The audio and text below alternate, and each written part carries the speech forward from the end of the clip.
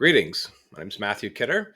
You can call me Professor Kidder, Dr. Kidder, Matthew, Matt, whatever suits you best. I'm actually a little bit less, uh, formalities don't really bother me. So, look, I just wanted to introduce myself, introduce this course to you.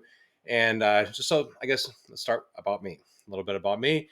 So, I got my PhD in economics from the University of California in Irvine. I'm showing you my LinkedIn profile here, which all of you should have, by the way. This is a necessity for you as a business school student. So you'll see I got my PhD at University of California in Irvine. And then actually I'd spent 6 years doing trade policy research in Beijing, 3 years at University of International Business and Economics in Beijing, where I was also a research fellow at the Research Institute for Global Value Chains. In a nutshell, what I did was I did trade policy research during the height of the US-China trade war. I'm not sure if you know that there was a trade war going on, but yes, it was real. There's really quite a lot that's happened between the U.S. and China.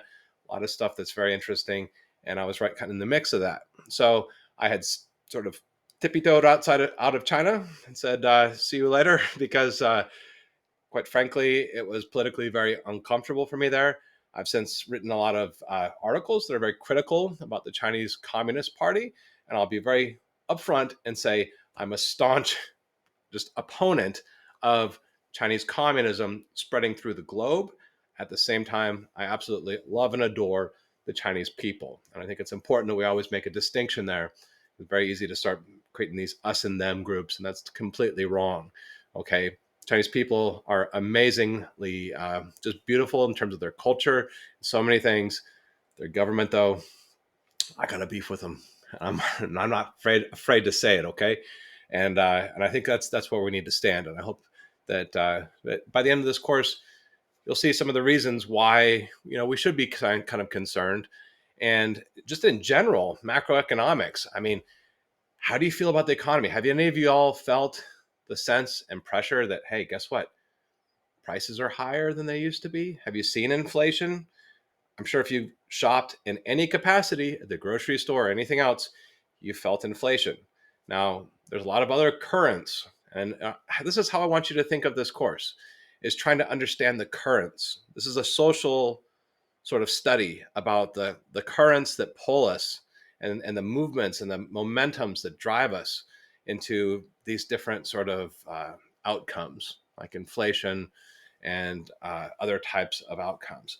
So there's actually huge, gigantic macroeconomic movements happening today that are extremely relevant to your business decisions today. And if you understand these concepts that we're going to teach you, then you will be more apt to make better business decisions.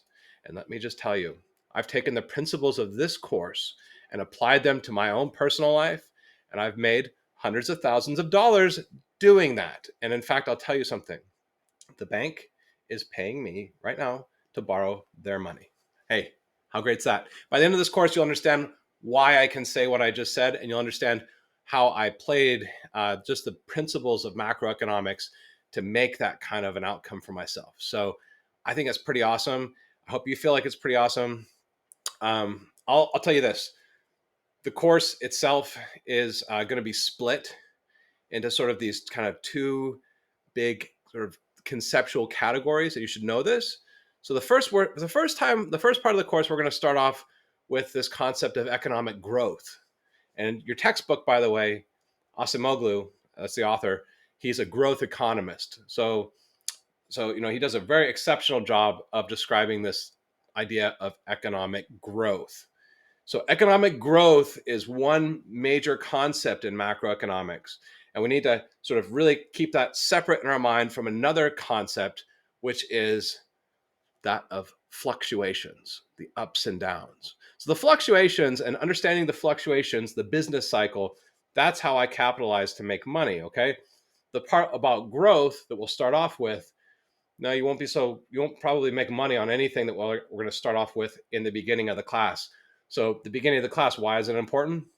Well, in economic growth, we learn to look at why are some countries rich and others poor. What makes economic growth actually happen? How is it sustained? And understanding that will make you better, more astute citizens to guard and protect the growth in our country, which you need to do in order to be a proper, to actually engage in civic society as a voter.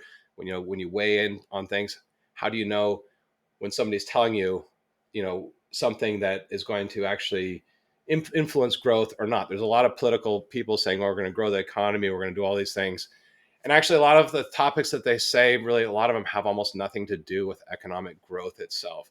And it's because there's such a misconception about what actually drives economic growth to happen. And so, understanding this concept of growth is actually fundamental to your understanding. Again, it's fundamental to you and your just overall understanding, and it fits in sort of the context of broader kind of social science. So if you have an interest in social science, that's where this is going to fit in. Now, the second part of the course is going to talk about the business cycle, that other half. The business cycle, the booms and the busts, what drives them, and understanding the business cycle, what drives the cycle. It's going to have just broad implications about knowing what's coming around the corner. Guess what, guys? I hate to say it. I've successfully predicted the macroeconomy exceptionally well teaching here at Newberry. Okay. I called inflation before it happened.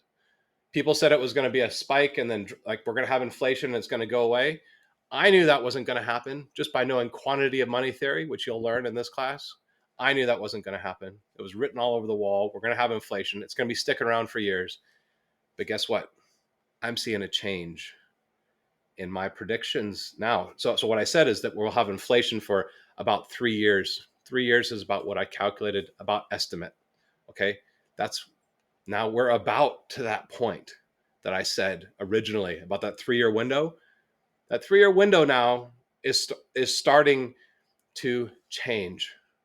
Okay, so we're reaching the end of my prediction window was about 3 years. Okay, so I made that prediction. People were saying it was going to come in like months. I said, no, no, no, no, no, no. We got years of this coming. It's been years. It's been about a few years now. And in fact, I see maybe some different types of dynamics starting to kick in. But you know what? There's a lot of different factors to play in, and it's still kind of early to make a call.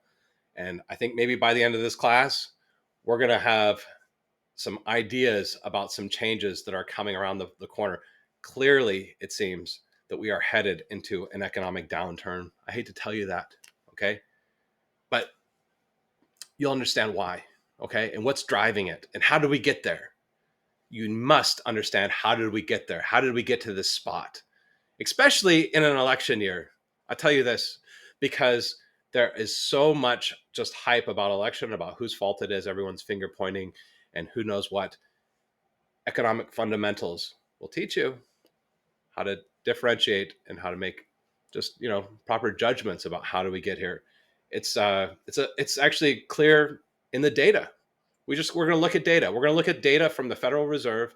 We're going to look at real economic data, and you're going to have a clear idea by the end of this course. Okay, so I welcome you. These are big topics. I will say, just participate, reach out to me anytime, and that's that. Welcome to macroeconomics.